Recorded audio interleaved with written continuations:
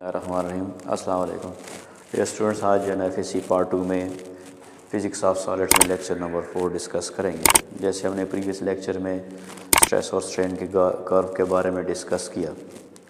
तो इस तरह आज जो है हम स्ट्रेन एनर्जी के बारे में डिस्कस करेंगे। बेसिकली हम जब किसी मटेरियल पर कोई एक्सटर्नल फोर्स लगाते हैं तो और उसी फोर्स की वजह से उसके साइज़ में चेंज आ रहा है, तो इसका क्या मतलब है, हम उस बॉडी के ऊपर वर्क डन कर रहे हैं। तो वर्क डन कर रहे हैं तो उस वर्क डन तो law of conservation of energy से हम कह सकते हैं कि वर्क भी एक एनर्जी है और एनर्जी ना तो जो है ना डिस्ट्रॉय हो सकती है और ना क्रिएट हो सकती है। तो ये एनर्जी जो हमने मटेरियल को सप्लाई की है वो कहाँ चली गई। बेसिकली हम कह सकते हैं वो एनर्जी जो है इस बॉडी में स्टोर हो गई है, और उस स्टोर एनर्जी को हम स्ट्रेन एनर्जी भी कह सकते हैं, डिफॉर्म एनर्जी ऑफ मटीरियल्स भी कह सकते हैं, या मैकेनिकल एनर्जी ऑफ मटीरियल भी कह सकते हैं। और वो एनर्जी किसके बराबर है वो हम फाइंड करेंगे, स्ट्रेन एनर्जी इसको हम कहेंगे, और उसको हम जो है फाइंड करेंगे उसको किसके ऊपर डिपेंड करता है और उसके लिए फार्मूला डिराइव करेंगे। जैसे हमने लास्ट लेक्चर में स्ट्रेस और स्ट्रेन कर्व जो है ना ड्रा किया था, तो अगर हम उसमें देखें तो स्ट्रेस की अगर हम बात करें तो एरिया ऑफ जो ऑब्जेक्ट जिस ऑब्जेक्ट पे हम जो है ना फोर्स लगा रहे होते हैं उसका एरिया तो जो है ना हम कहते हैं कांस्टेंट होता है। जस्ट फोर्स वेरी करने से ही जो है ना हम कह रहे हैं कि जो है ना बेसिकली हम स्ट्रेस को वेरी करने का क्या मतलब है, स्ट्रेस को ज़्यादा करने का मतलब ये है कि हम एक्सटर्नल फोर्स जो है ना वो इंक्रीज़ कर रहे हैं। और जो अगर हम स्ट्रेन की बात करें तो स्ट्रेन की बेसिक डेफिनेशन हमसे कहते हैं कि change in length divided by original length. तो ओरिजिनल लेंथ तो जो है ना मटीरियल की जो है ना कांस्टेंट है, मगर चेंज इन लेंथ जो है ना वो चेंज हो रही है, तो उसकी वजह से स्ट्रेन चेंज हो रहा है। तो चाहे हम स्ट्रेस और स्ट्रेन कर्व ड्रा कर लें तो फिर भी हमें वही कर्व मिलेगी और वही बिहेवियर मिलेगा, चाहे फोर्स और एक्सटेंशन या फोर्स और उसकी वजह से जो चेंज आ रहा है मटेरियल में वो ड्रा कर लें तो वो भी हमारे पास सेम होगा। उसी तरह अगर फोर्स और एक्सटेंशन को अगर हम ड्रा करें तो उसमें जो है ना एक पॉइंट जो है हमारे पास जो है एक पॉइंट यील्ड पॉइंट होगा, अल्टीमेट टेंसाइल स्ट्रेंथ वाला होगा, और फ्रैक्चर पॉइंट होगा। इट मीन कर्व सेम होगा। अगर हम डिफॉर्म एनर्जी की बात करें या स्ट्रेन एनर्जी की बात करें या मैकेनिकल एनर्जी की बात करें जो स्ट्रेस की वजह से या स्ट्रेन की वजह से बॉडी में जो है ना स्टोर हो गई है, तो उस एनर्जी को हम फाइंड कर सकते हैं, मगर इलास्टिक लिमिट में हम इजीली फाइंड कर सकते हैं। और जब बियॉन्ड द इलास्टिक लिमिट यानी जब इलास्टिक लिमिट में हुक्स लॉ यानी जो प्रोपोर्शनल लिमिट है जहाँ स्ट्रेस और स्ट्रेन जो है के दरमियान एक कांस्टेंट रेशो है, तो उस जो है ना पॉइंट तक तो हम जो है ना उसको जो है ना ईजीली फाइंड कर सकते हैं। उससे बाद भी उस बाद में हम फाइंड कर सकते हैं, मगर वो इतना इजी नहीं है। चाहे हम जो है ना सिंपल जो है ना डिस्कस करना चाहें कि जो है ना जो मटेरियल में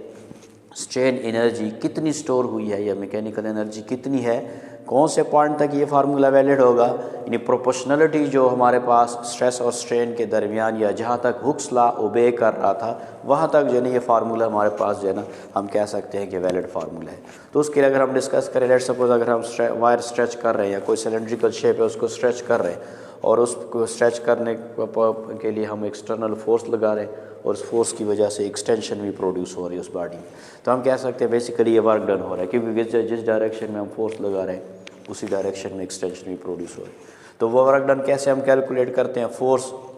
का डॉट प्रोडक्ट ले लेते हैं डिस्प्लेसमेंट के साथ। यहाँ चूँकि फोर्स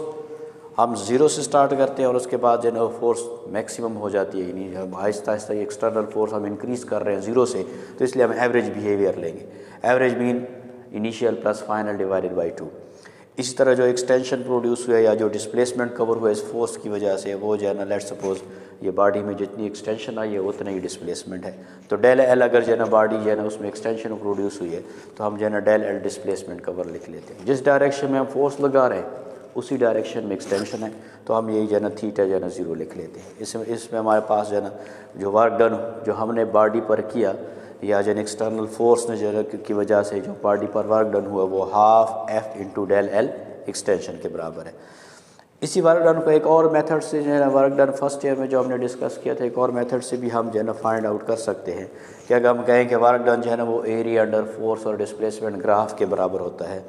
तो ये जो ओ से लेकर ए तक जो ग्राफ है वर्क फोर्स और एक्सटेंशन के दरमियान या फोर्स और डिस्प्लेसमेंट के दरमियान, तो उसका एरिया अंडर कर्व जो है वो किसके बराबर है, ओ ए बी एक राइट एंगल ट्रायंगल है उसके एरिया के बराबर है। अगर वो एरिया हम कैलकुलेट कर लें तो बेसिकली ये हमने वर्क डन कैलकुलेट कर लिया। तो हम लिख सकते हैं work done is equal to half into base into perpendicular, जो राइट एंगल ट्रायंगल का एरिया है। हाफ और बेस जो है ना, यहाँ अगर हम देखें तो यहाँ डेल एल या ओ बी जो है ना बेस है। परपेंडिकुलर अगर हम देखें ए बी हमारे पास जो है ना एफ परपेंडिकुलर है। तो वंस अगेन वर्क डन हमारे पास half into F into del L के इक्वल आ गया। अब हम कहते हैं जो हमने वर्क डन किया है, ये वर्क डन कहाँ चला गया? ये energy as a mechanical energy या एज ए स्ट्रेन एनर्जी या as a deformed energy material में स्टोर हो गया। तो इसलिए हम इसको इस वर्क डन को कह सकते हैं कि ये स्ट्रेन एनर्जी के बराबर है। अगर लेट्स सपोज हम मटेरियल में फाइंड करना चाहें कि पर यूनिट वॉल्यूम इसमें जो है ना कितना जो है कितनी एनर्जी स्टोर हो गई है, तो हम जो है ना strain energy divided by volume, इसको हम एनर्जी डेंसिटी भी कह सकते हैं या स्ट्रेन एनर्जी डेंसिटी भी कह सकते हैं। अगर स्ट्रेन एनर्जी डेंसिटी हमें फाइंड करना पड़े तो फिर स्ट्रेन एनर्जी को वॉल्यूम पे डिवाइड कर लेंगे। वंस अगेन इसको हम जो है यू से अगर डिनोट करते हैं और हम लिख लेते हैं हाफ एफ डेल्टा एल, ये स्ट्रेन एनर्जी थी डिवाइडेड बाई वॉल्यूम। वॉल्यूम अगर इस शेप को देखें तो ए मल्टीप्लाई बाई सिलेंड्रिकल जो लेंथ है या हाइट है सिलेंडर की, ये उसका जो है ना क्या है हम क्या कह सकें वायर या जो है ना सिलेंड्रिकल शेप का वॉल्यूम है। अगर एफ और ए को अलग लिख लें, डेल एल बाई एल को अलग लिख लें, तो F by external force divided by area stress के बराबर है और ये स्ट्रेन के बराबर। इट मीन अगर हम स्ट्रेन एनर्जी डेंसिटी फाइंड करना चाहें तो वो half into stress into strain के बराबर होगा। या इन अदर वर्ड्स अगर हमने जो है स्ट्रेस और स्ट्रेन कर्व ड्रा किया है तो उससे जो हम फाइंड करेंगे तो वो हमें मिलेगी